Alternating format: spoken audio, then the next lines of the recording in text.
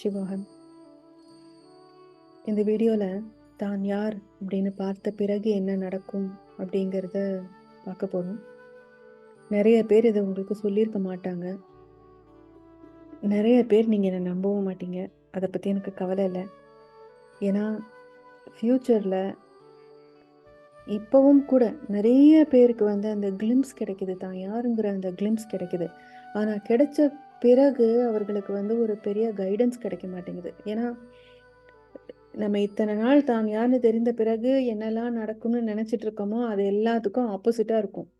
முக்கியமா நம்ம மக்கள் எல்லாமே ஞானினாலே நாளைக்கு என்ன நடக்குங்கிறத இன்னைக்கு எனக்கு சொல்லித்தாங்க, ஹீலிங் பண்ணுங்க, சித்து வேலை காமிங்க, மாய மந்திரம் எல்லாம் காமிங்க, இந்த மாதிரியான ஒரு அப்ரோச்ல தான் ஞானியை அணுகுவாங்க. ஆனா நான் என்பதை அறிந்தவர், தன்னை அறிந்தவர் அப்படித்தான் இருப்பாங்களான்னா இல்லை. சித்து வேலை காமிக்கிறதோ ஹீலிங் பண்றதோ இதெல்லாம் அவங்களுடைய வேலை இல்லை. சைடு எஃபெக்டா சிலது நடக்க சான்ஸ் இருக்கு, அவ்வளவுதான். ஆனா அது நடந்தா தான் ஞானியானா கண்டிப்பாக கிடையாது. நிறைய பேர் அதெல்லாம் செஞ்சுட்டு தான் ஞானம் அடைந்து விட்டதாக ஒரு போற்றையெல்லாம் பண்ணி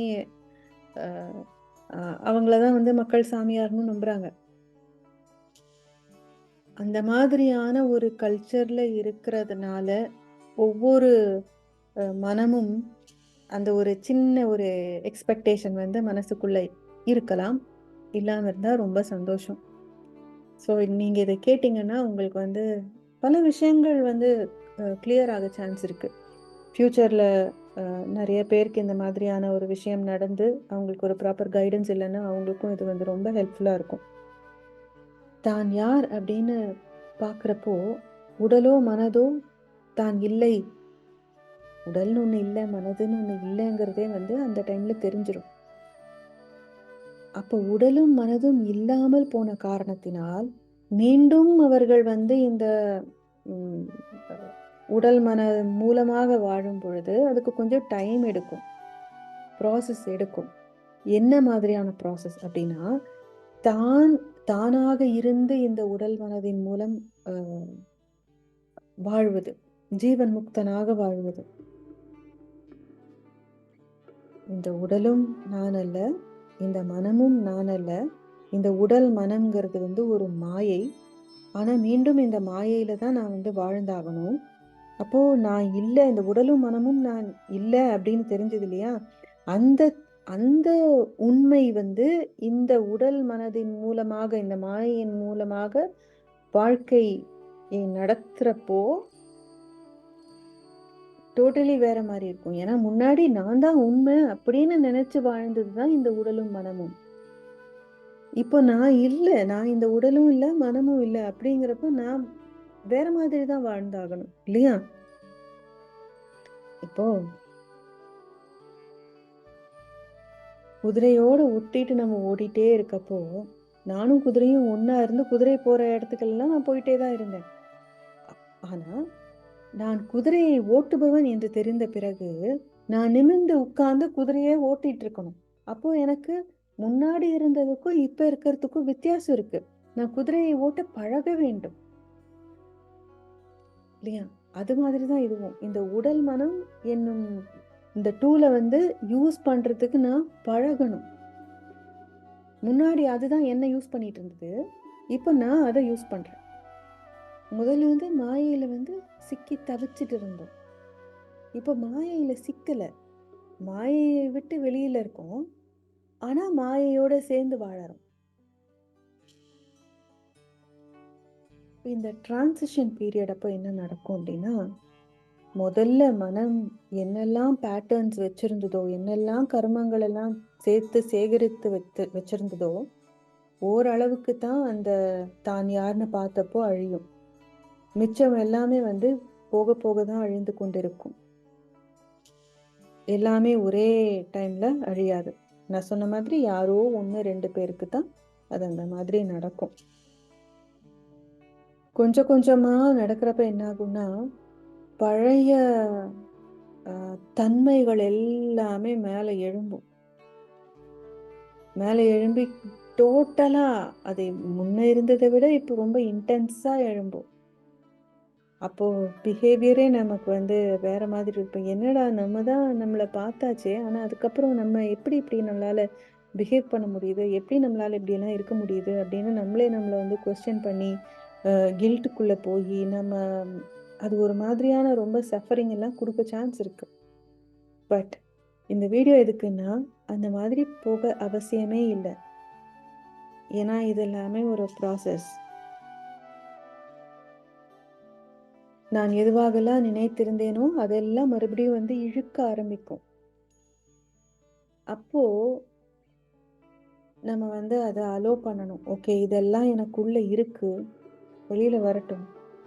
லெட் இட் கம் அவுட். அத நம்ம நம்மளுடைய உண்மை நிலையிலிருந்து பார்த்தாலே அது போதும்.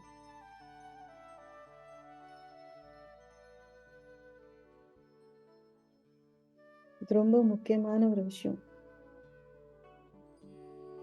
ஏன்னா அது அது வார்த்தையில வந்து சொல்ல முடியாது அவங்க படுற கஷ்டம்லாம். After awakening there is a period. அந்த பீரியட்ல அவங்களுக்கு வந்து ஒண்ணு ஒரு சங்கா இருக்கணும். சங்கான்னா ப்ராப்பரா அ ரியலைஸ் ஆன ஒரு அ வழிநடத்தக்கூடிய ஒரு கைடு இருந்து, குரு இருந்து, அப்படி இருந்ததுன்னா, அந்த ஸ்டேஜ வந்து அவங்களால கொஞ்சம் தாக்கு பிடிக்க முடியும். இல்லன்னா, அவங்கள அட்லீஸ்ட் புரிஞ்சுக்கிற மாதிரியான ஒரு சூழ்நிலையில இருக்கிற ஒரு மனிதர் ஒருத்தர் இருந்தா கூட போதும். அவங்களால அதுலேருந்து வெளியில வந்துர முடியும். ஈஸியா. இது 2மே இல்லாத பட்சத்துல, புக்ஸ் எல்லாமே உதவும். எல்லாமே ஹெல்ப்ஃபுல்லா இருக்கும். ஆனாலும் அத அனுபவித்து, எப்படி அத ஹேண்டில் பண்றதுன்னு சொல்லிக் குடுக்குற ஒரு ஆள் இருந்தா, அது வந்து ஒரு பெரிய விஷயம். அதுக்காக தான் இந்த வீடியோ.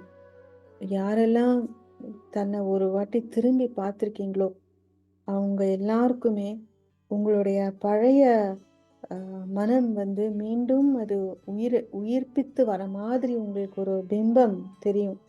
ஆனா அது உண்மை இல்ல. நீங்க யாரா இருக்கீங்களோ, அதிலிருந்து நீங்க அத பார்க்க, அதுலருந்து வெளியில வந்துரலாம். இல்ல நான் அது இல்ல அப்படின்னு ஒதுக்கி, ஒதுக்கி தள்ள, அதுலருந்து ஃபெயில் ஆக வேண்டியது தான். ஏன்னா மீண்டும் பாதாளத்துக்குள்ள போய் விழற மாதிரி இருக்கும். ஸோ அது கொஞ்சம் கேர்ஃபுல்லா இருங்க. நெறைய பேர் வந்து இத உங்கள்கிட்ட சொல்ல மாட்டாங்க. இன்னொரு வகையான ஞானிகள் இருக்காங்க. எப்படி போய் விழுவாங்கன்னா, தான் யாருன்னு பார்த்த பிறகு அந்த ஒரு கிளிம்ஸ் தான். அந்த கிளிம்ஸ் கிடைச்ச பிறகு, நான் என்னை தெரிந்தாயிற்று. இதுக்கு மேல நீங்க தான் எனக்கு மரியாதை குடுக்கணும். எப்படி வந்து ஒரு ஞானியை இந்த மக்கள் வந்து நீங்க ஹீல் பண்ணணும், சித்து வேலை காமிக்கணும், அந்த மிராக்கிள் காமிக்கணும், இத காமிக்கணும், அத காமிக்கணும், பிரெடிக்ட் பண்ணணும். அப்படி இப்படின்னு இவங்களுக்கு எப்படி எதிர்பார்ப்பு இருக்கோ, அதே போல இந்த கஷ்டப்பட்டு தானே இந்த நிலைக்கு வந்திருக்காங்க. மீண்டும் இவர்களுடைய மனம் வந்து மக்கள்கிட்ட இருந்து அந்த புகழை எதிர்பார்க்க ஆரம்பிக்கும். மரியாதையை எதிர்பார்க்க ஆரம்பிக்கும். நானே பார்த்துருக்கேன். ஒருத்தர் முன்னாடி நான் யூசுவலி வந்து கால் மேல கால் போட்டு உட்கார்றது வந்து பழக்கம் வெளியில போனா. அவங்க முன்னாடி நான் கால் மேல கால் போட்டு உட்கார்ந்துட்டேன். அவ்வளவுதான். தடுமாறி பக்கத்துல அவங்களால உட்கார முடியல. எழுந்து அங்கேயும் இங்கேயும் நடந்து நடந்து தென் லேட்டர் ஆன் கொஞ்ச நாளுக்கு அப்புறம் அவர் வந்து சொல்றாரு, "இந்த மாதிரி ஒரு குரு முன்னாடி நீ எப்படி கால் மேல கால் போட்டு உட்காரலாம்? நீயே வந்து மரியாதை குடுக்கலன்னா, அப்ப மத்தவங்கலாம் எப்படி மரியாதை குடுப்பாங்க?" அப்படிங்கிற மாதிரி.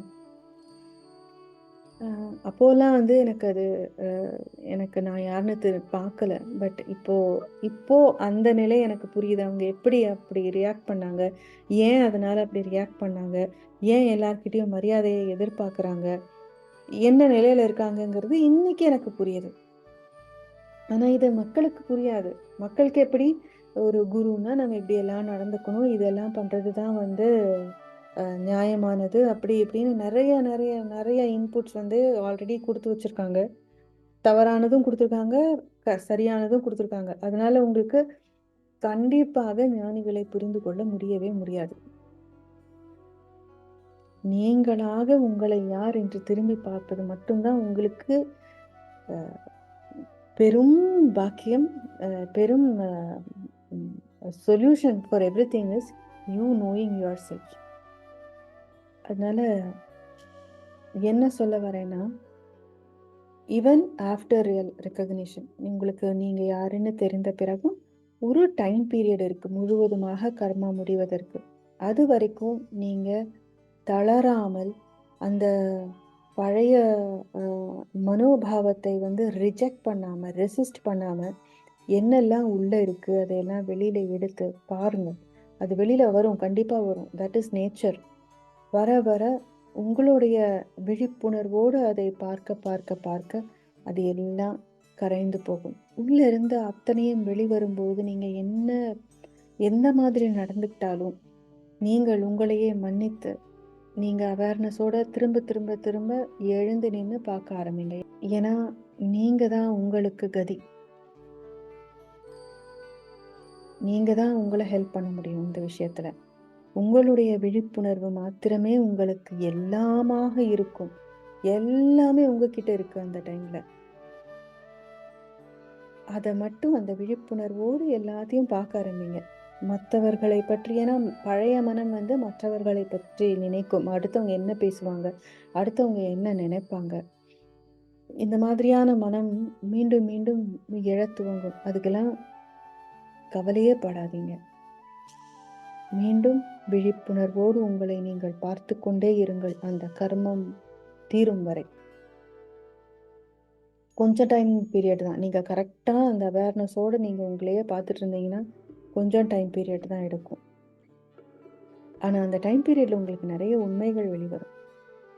உண்மையான குரு யார், உண்மையான சொந்தங்கள் யார், நீங்க சங்கா எல்லாம் வச்சிருந்தீங்கன்னா அதுல உண்மையாவே யாரு ரியலைஸ் ஆயிருக்காங்க, யாரு ரியலைஸ் ஆகல, இந்த மாதிரி நிறைய விஷயங்கள் நீங்க எங்க இருக்கீங்களோ அதை பொறுத்து உங்களுக்கு நிறைய நிறைய விஷயங்கள் வெளியில வரும். நீங்க யாருன்னு தெரிஞ்சதுக்கு அப்புறம் இதெல்லாம் நீங்க ஈஸியா ஹேண்டில் பண்ணிடலாம். Just be your self. நீங்க யாராக இருக்கீங்களோ உண்மையில அதுல இருந்து மிச்சம் எல்லாத்தையும் பார்த்துக்கிட்டே வாங்க விழிப்புணர்வோடு. அவ்வளவுதான், வேற எந்த சொல்யூஷனும் இல்லை. அண்ட் அந்த டைம் பீரியட்ல உங்களுடைய உடலையும் நீங்க கொஞ்சம் பத்திரமாவே பார்க்க வேண்டிய சூழ்நிலை இருக்கும்.